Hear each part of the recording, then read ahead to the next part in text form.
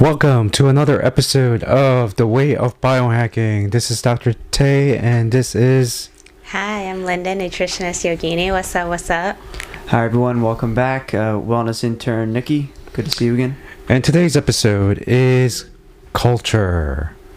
Alright, culture is many things. It is food, the arts, the tools, the objects, the techniques, skills, traditions, rituals, language, the knowledge base and stories, and community at large. Let's start talking about, we've been talking about nutrition, the lifestyle and stuff like that, but we haven't talked about community, right? So let's talk about community. Linda, you want to start us off today? Yeah, so I at one point was part of vegetarian vegan culture. Okay. And now I eat more fish. I'm living at home, so my culture at home is very different. I come from Cantonese culture, and there's very heavy in seafood and bone broths, so very hard to stay away from that when living together with people. But back then when I was practicing veganism, vegetarianism, and I was living in Los Angeles, there's huge vegan culture in LA, making it very accessible. Pretty much any restaurant you go to, there are vegan options.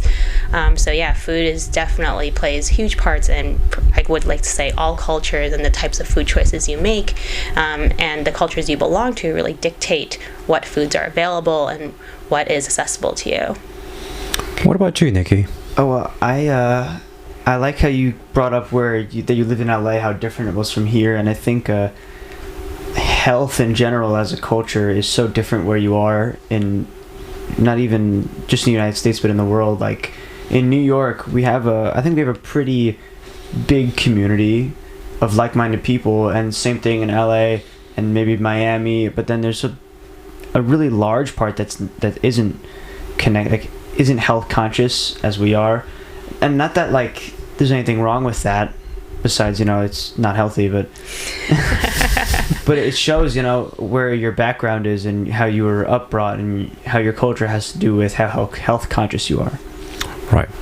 I think for me, culture is very hard because I happen to be a healthcare provider, and people hold me to this like expectations that I should do everything right. And like this past week, I had a chocolate cake, just like everybody else. It was gluten full and it was super amazing, and that's part of the culture. But at the same time, like, I embrace another side that I got to really try out that a lot of people haven't gotten to try, like the gluten-free culture, or the more health conscious culture, the chemical free, no MSG, no like nothing tainted in your food type of culture. And that culture is very, very hard. And one might say that I don't want to use the word oppressed, right? Because I like to think that it's not popular, right? But when you introduce it to people, they're open to it, they're welcoming, right?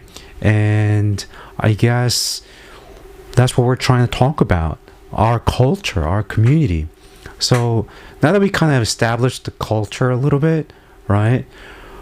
Who are the people that you hang out with, in the past 3, 4, 5 months compared to who you were, and how those people affected your culture?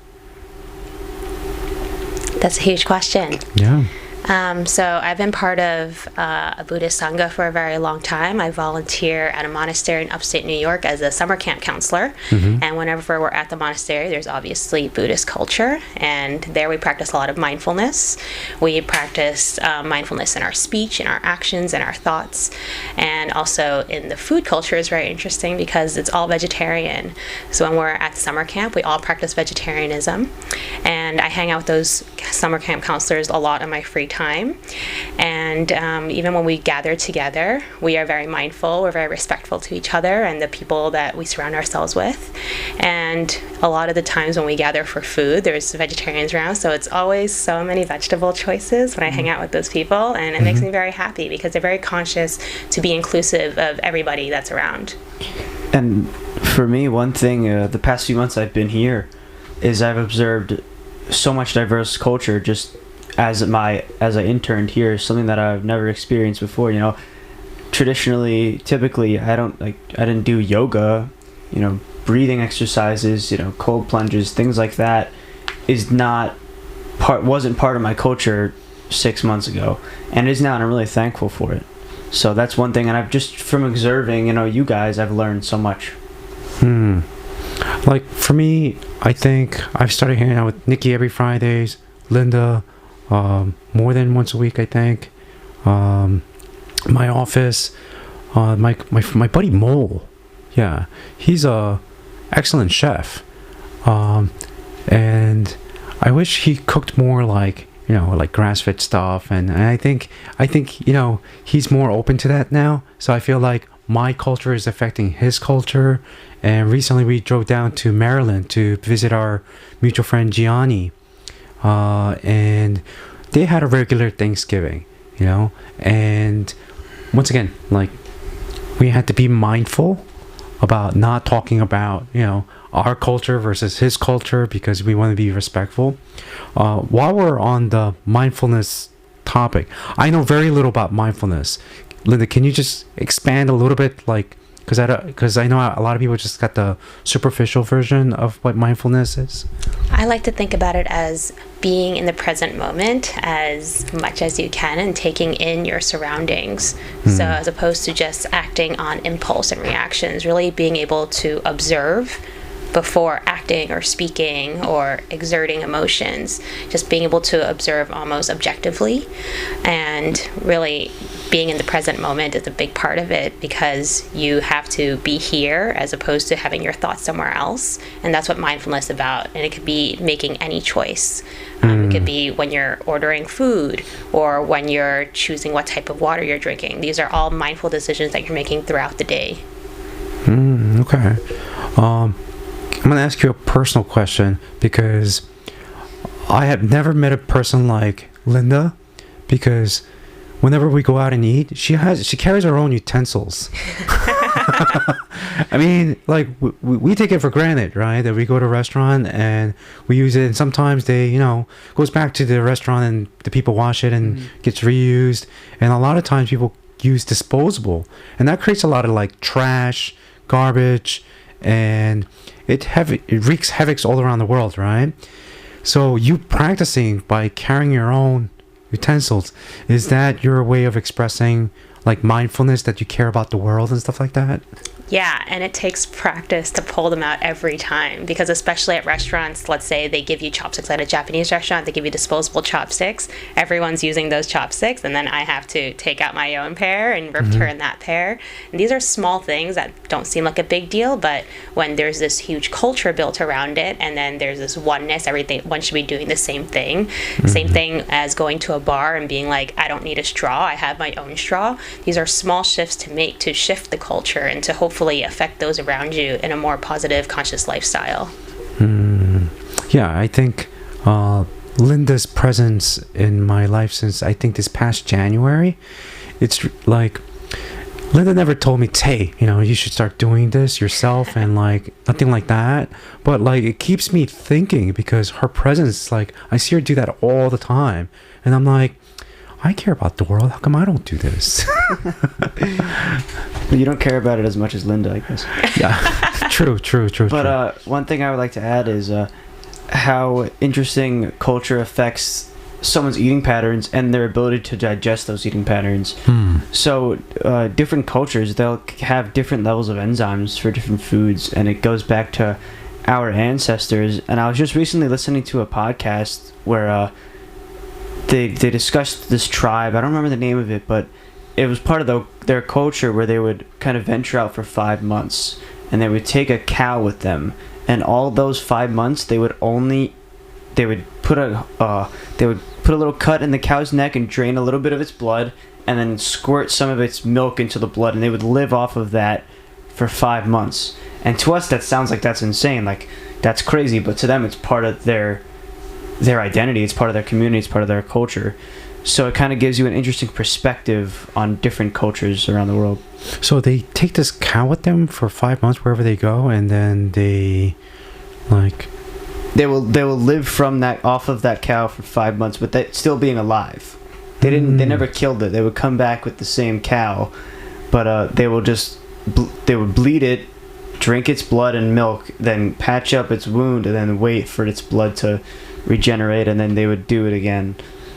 That's very sustainable. It's very interesting. Yeah. It's very interesting. Was there like a nutritional advantage that the reason why they did this? I would imagine they would get like plenty of supply of iron and stuff like that. Yeah, I know that the guy who was talking about it was an archaeologist, and he went. Like, it's not a old like tribe or anything. It was still going on today, and he said that they were incredibly healthy. Like, they were very lean. You know, their skin was very clear. I think they looked like they were very vibrant and healthy, and it's just kind of crazy that that's such a big part of their community, and to us that sounds so insane to do. Okay. I want to talk about culture and work culture, and how I used to work in a weight loss clinic or weight management clinic. Yeah. And it was so interesting because, of course, the patients will come in and they'll always be struggling with their weight. Everyone's trying to lose lots of pounds, and the patients needing to go through this process heavily affected the practitioners. The practitioners were constantly thinking about their own weight, thinking about how they could lose weight, and looking at their biological factors in terms of, like my hemoglobin A1C is high, I need to cut on carbs. But looking at the practitioners, just from an objective perspective, it's like, you look like a healthy weight. I don't think you need to lose more weight, but just because we're constantly working with people that are talking about needing to lose weight, that was just the environment we were surrounded by, and that's so heavily weighed on everyone that we worked with as well. Yeah, and I would imagine most of what you would talk about in the office or whatever would be weight loss, so I'm sure it kind of made people overthink and become like hypochondriacs a little bit. Exactly. Yeah, like dealing with patients who are trying to lose weight. Right, over here at the office, I have all the right answers. Yeah, eat less, exercise more, yada, yada, yada. But when they go home, the people who cook for them, are cooking with, really bad oils. They're making pizza in their backyard, and their significant other is cooking some really bad things, and they have, slew of all the wrong foods that I tell them not to eat, in front of them. So if sugar and carbs and all of these things are highly addictive, that's like telling a person who has addiction issues, stop being addicted to these things, but yet they're totally surrounded by it. And I think that culture is so counterintuitive in this modern day era. And I think that's why it's important to talk about culture, because if you're trying to create a better culture for yourself, you got to be a rebel, right? To be a health conscious person, because you don't want to be go to a dinner and say these are all the things that's wrong with these foods, and then just criticize and eat their food anyway. And it's kind of what I do with my parents. Buy something or they'll buy me a steak. I'm like, I know it's not grass fed, right. It's fine. Still eat it though. But they get annoyed with me. But yeah, my wife gets really annoyed with me because I tell her all these things, and then after I tell her, with knowledge. Yeah, and then I eat the thing that I said, oh, don't eat these things. And it still tastes good. And then I'm like, I'm eating it because you buying it, honey. All right, so we talked about food, some mindfulness. Let's talk about. We talked about movement in the past, right? Linda, I've been doing yoga with you for pretty much 1 year now. The style of Katona. Other people you've done. Are you still part of that Tai Chi thing and stuff like that? Yeah, so I am part of a Tai Chi community, and the Tai Chi culture that my Sifu set is really laid back, which I really enjoy. But at the same time, I've been practicing Tai Chi for 20 years, and I'm still a beginner because there's so much to learn. Yeah. And that's kind of the culture, though. It's knowing that you are forever a student, and that knowing that there's always something to work on. Even though you think you've mastered one thing, there's another aspect to work on, a different perspective to approach it as well. Mm-hmm. And I think that's really positive in a way, in a sense that there's always ways to improve yourself, there's always ways to move forward, and there's always ways to better your education. One of the new movement cultures that I got this year was one with you, the Katona style of yoga, and a person I'm looking forward to bring her on to this podcast later on is Katrina, our area yoga teacher. Mm-hmm. And after our 50-hour training during the summer, I've been still going to Thursday nights at 8:30 with Courtney, myself. There's a lady by the name of Rachel. There's two Rachels, one in high school, one I think she's a professional working already. And I mean, I like to think that, you know, I'm rather fit, flexible, and I gotta say, this new culture, I'm not used to, like, you know, the way I grew up, like girls just outclassing me. In like Katrina, she does all these aerial maneuvers as like somersaults, and like I could maybe do like 30% of what she does, and I'm trying to learn from her, so that's very humbling, right? And then one of the other girls there, Rachel, oh my god, she's like an aerial, you know, yoga junkie. Well, in a good way, I mean, right? She's very committed. That's what I'm trying to say. And I'm used to that culture, and I gotta say, like my body is changing because of that culture, right? And I'm getting a better sense of how another person teaches yoga, and I see the common denominators between the way like you teach and she teaches. There's like that peak pose that she really emphasized on, right? And by the way, Linda kicked our butts in yoga today. Goodness. I'm gonna be sore tomorrow.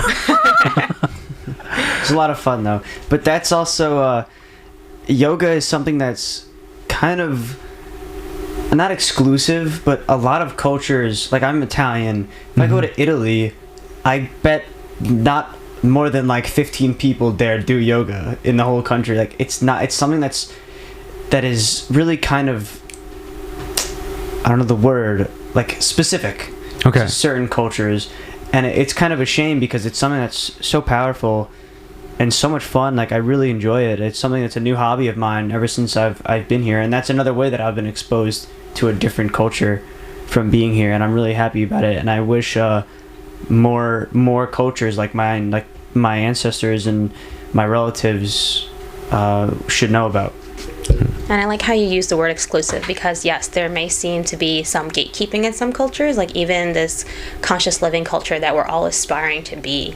A lot of people don't have access to resources or even shopping areas, grocery stores that stock organic foods or healthier options or more fresh produce. And that's something that I think people in this conscious living world should be aware about, and not to be elite about it, because there's huge issues with access, especially in America.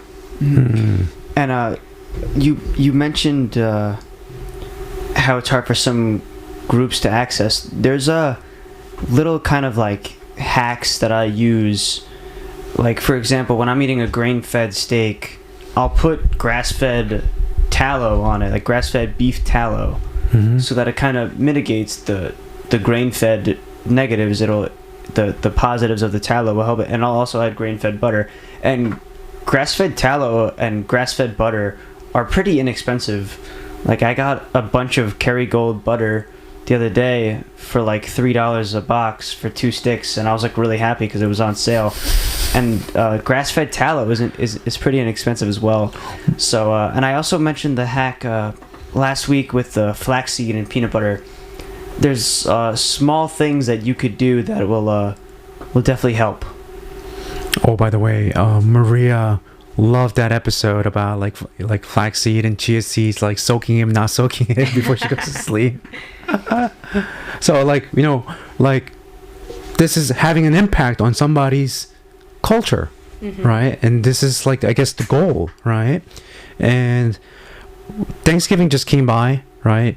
And for our listeners, I'm going to, like, you know, if you continue to listen to this podcast or watch this YouTube channel, I want people to like really share how their culture is changing, because I think that's the ultimate expression for this, you know, our mission for this podcast / YouTube video is so that we ultimately change like the way we celebrate life, our important cultures, like Thanksgiving, right? Regardless of what country you come from or what religion you have, like you celebrate the American Thanksgiving if you live here long enough. I remember my first Thanksgiving in this country. We didn't know how to,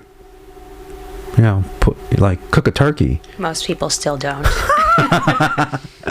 And we had it with like Korean rice and kimchi. And now that I think about it, that was still Thanksgiving, right? It's the turkey just made it that Thanksgiving. Or sometimes you have it without the turkey, it's just a stuffing, but that's still Thanksgiving, right?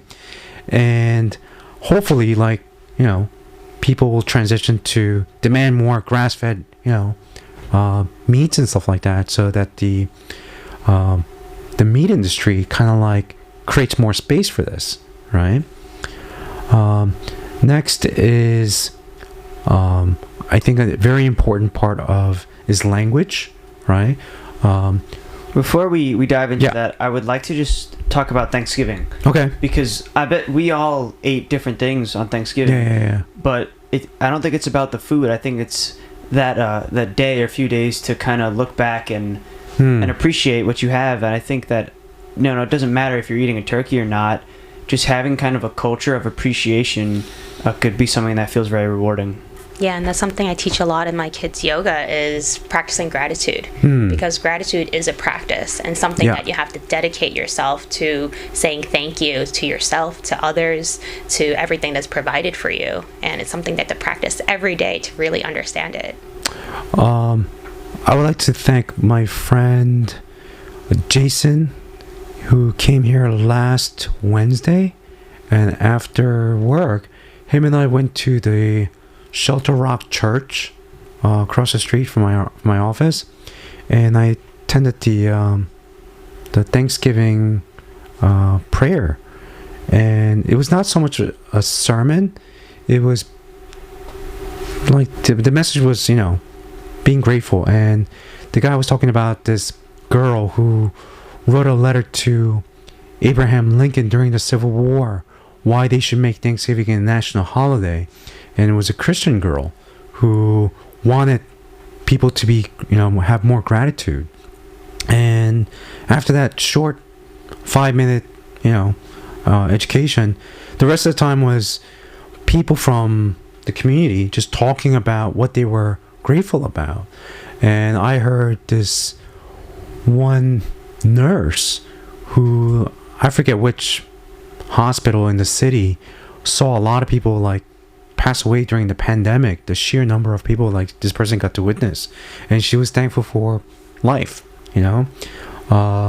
whereas I hear both sides of the equations about COVID. They're like, oh, it's A, B, and C, and D, and E, F, G. I'll just leave it at that. And people have different opinions about all these different things, but hearing that component where somebody has witnessed a lot of deaths, that's very different to the culture that we're experiencing. And I think this year was a little bit different because of that church experience, because I haven't been to church for God knows how long. But I gotta say, I had a very good, profound experience from that thing. Okay, what else? As far as... Was that it with the Thanksgiving? Yeah, I just wanted to mention that we all celebrated it in different ways, but that doesn't mean that we didn't celebrate Thanksgiving. Our cultures are different, but we still had that same kind of, at heart, it was still the same. The other thing is language, right? Language is a culture, right? I have to say, I'm one of those people that shoots off my mouth for a lot of inappropriate things and sarcastic comments, and I think it's part of New York, the way I grew up in Queens, and Long Island in Nassau County puts it in a whole nother spin, which I think is a lot funnier than Queens, right? But at the same time, when it comes to health and culture, you have to be, I gotta use the word mindfulness. I gotta be really mindful, because you don't want to say things to isolate people or cut people off, and that's the whole movement that's happening right now, right? When you hang out with different people, how does it change your language? Well, when I went to North Carolina at the beginning of November, me and my dad, everyone there was very soft spoken. You know, Y'all.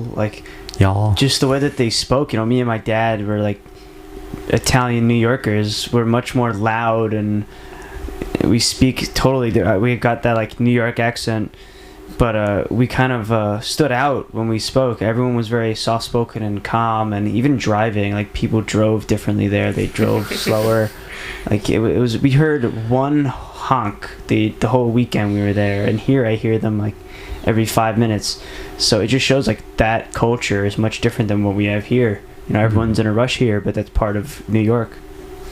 I hear Linda say y'all every time I see her. I spent a few years in New Orleans, and it's like the gender neutral way. Is that how it started? Yeah, y'all? in the South. Yeah, I met this guy from Texas, Korean dude, and I couldn't believe like he had a Texas accent, and I'm like, you have a weird accent, and he tells me you have a weird accent. And I was like, oh, I do.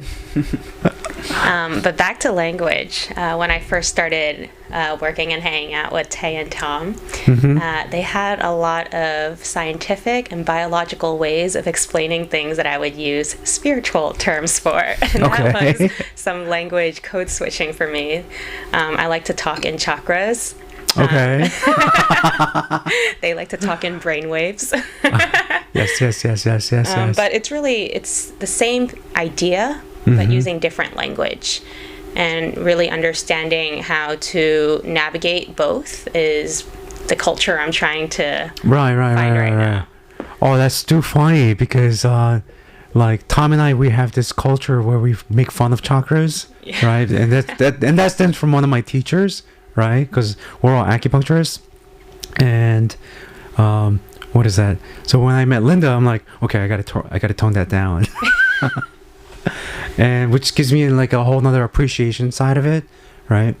A lot of like, remember that like YouTube for a while, what these people say?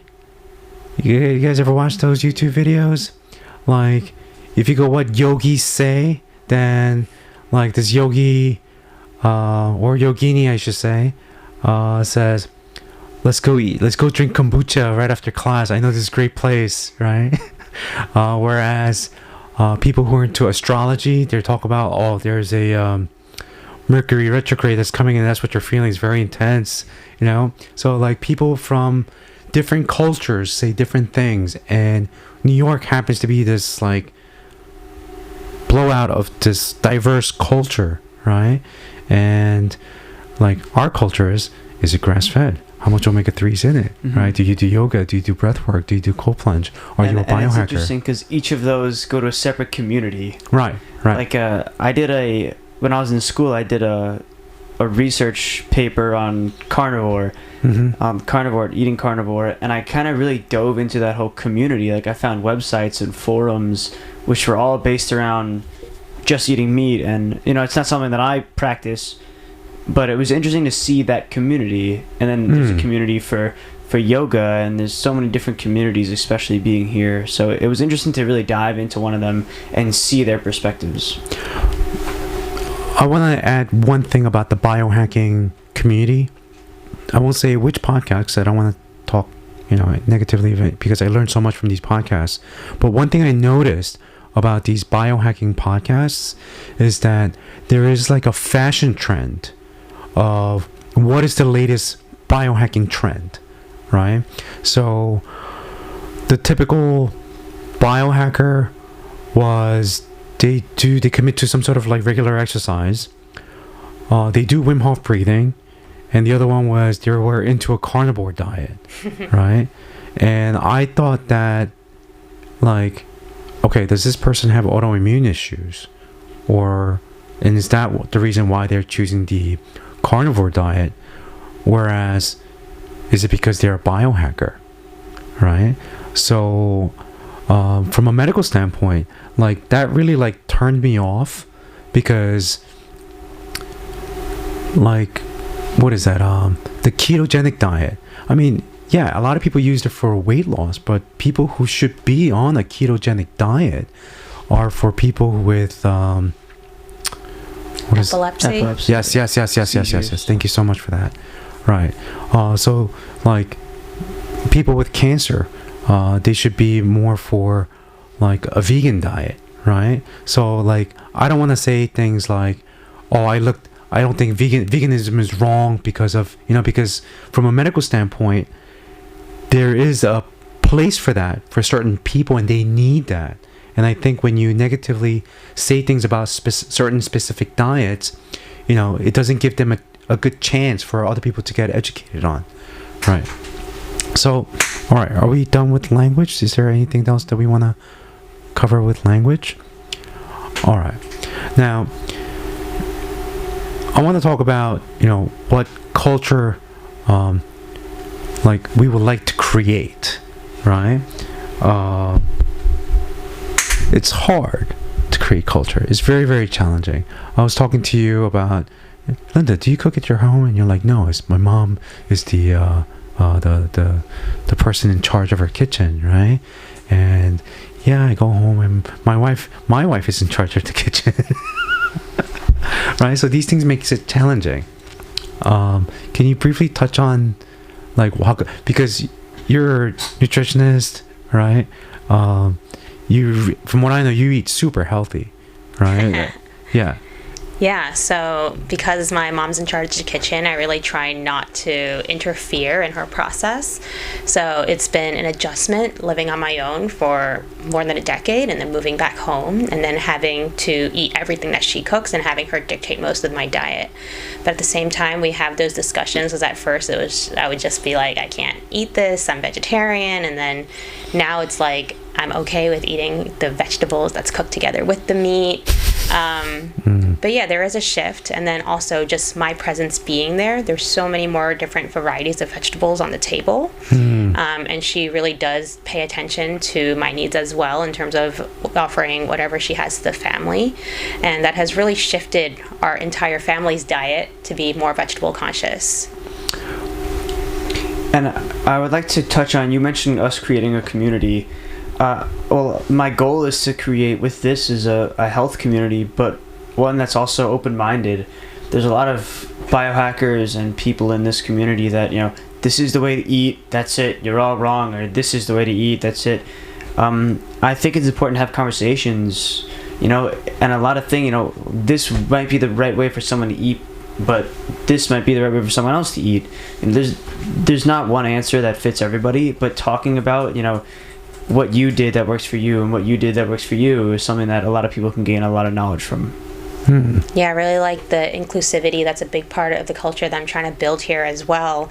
Not so much we're better than you because we do this, but hey, join us and we could all work on it together. I think that's one of the goals, and I think for one of the future events that we're looking to do together is the potluck that we didn't get to do last time, right? So I want to challenge everybody. Hey, you can't cook with these oils if you're gonna cook with grass-fed butter, and of course we're always gonna have that one person who's not gonna follow whatever, but I'm sure it's gonna still taste good, right? And I think one of the things that I want to talk about is that people right now choose to eat things that taste so good, right, that it overrides their our knowledge base, our education. Like for example, this I want to show this one thing right here. If we could show it on. Okay, so this is my gluten-free, sugar-free cake that I made for my wife on her birthday this year, and I'm gonna get a lot of heat from a lot of husbands. I mean, it was not that hard. I ordered it from Amazon, right? Gluten-free cake, and I ordered a sugar-free chocolate powder mix. Like a baking cocoa. Yeah. It had monk fruit was the thing, and the gluten-free part was gluten-free, but I'm sure there was some sugar in there in the cake, right? Otherwise you can't bake a cake. But I didn't add any sugars to it. So when I ate it, I was like, it's not like the Duke from the French Workshop, Bill Boulevard, right? Like that's like the chocolate cake. But I would much rather eat this than over the Duke, right? Because my education tells me this is what it, and I think this is one example of culture that like we want to create with various people. So I can't wait for this potluck, and up and coming. Yeah. So I have a little hack when I'm craving like sweets or something. I'll just take a whole jar of pecan butter. It's pretty expensive, but it tastes really good. I'll put an egg, cinnamon, vanilla, and I'll mix it, and I'll just put it on a baking sheet, and I'll bake cookies. And it's like cinnamon pecan cookies, and they're like, there's no flour, there's no gluten, it's just pecans, and they taste really good. But I only really eat them in like the fall, Christmassy time around now. But when I'm really craving them is when I'll kind of indulge and have like half the jar worth of cookies. But I don't do it much. Linda, we have some Saturdays up and coming with our. We have an upcoming cold plunge in January. We also have a detox event, right? I think for the cold plunge, I think we're gonna be less anxious about it because we did it last time. We knew all the logistics and how to do it. But I think those are the great days for us to like get together, do our yoga in the morning, instead of going out to eat. Like bring our own food that's like just the way we want it, and celebrate like one whole day, as I guess East Coast biohackers, the way we do it. Right? Let's do it. Yeah, let's do that. Let's get Tom involved, right? And that's three people. Maybe we'll invite some other people who wants to maybe we'll get Susie into it, or like Susie's cool. You guys can call me, FaceTime me. She's already in the culture, right? Yeah. Like we didn't have to tell her like any of these things. Like she came with that mindset. I think what was that spray bottle that she wanted to do? I thought holistic cleaners. Yeah, holistic cleaners. Yeah. Some people get turned off by that. I guess some people, when they found out that I was using vinegar and alcohol to make a mixture to like with Dr. Brown soap to like spray down things, because I don't like, other than alcohol, cleaning my keyboards, right? But like you gotta sanitize it, And then the essential oils just add such a nice element to it. Yeah, I don't even use cologne. I just spray essential oils on like my clothes in the morning. A bergamot oil. That's all. I don't use any cologne or anything. Just bergamot oil. Because they're endocrine disruptors. Yeah, after you told me that, the first day I interned with you, I went out and I bought a bunch of essential oils and just tested which ones I liked most. The first day I really started being here. Yeah. Nice. I'm also into the woody scents. Woody scents. Like the sandalwood, the cedar. Yeah. You carry that Palo Santo. Palo Santo, right. Yeah, you always do that. Okay.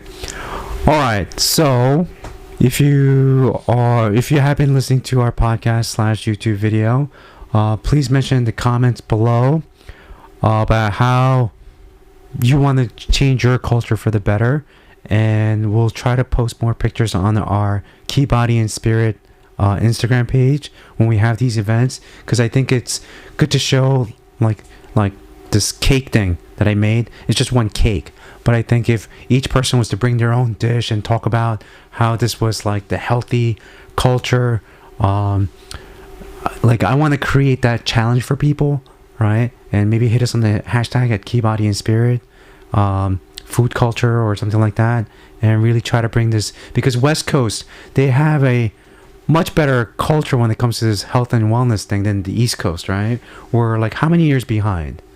I'd say we're like a decade behind on the West Coast in terms of food trends. Okay. And I also think that we're like a decade behind as far as education. Like when I was in school, I was learning about that vegetable oils are what we should eat. Yeah. And I was like, that's totally false. But I think that a lot of things need to do catching up with as far as health research and things like that.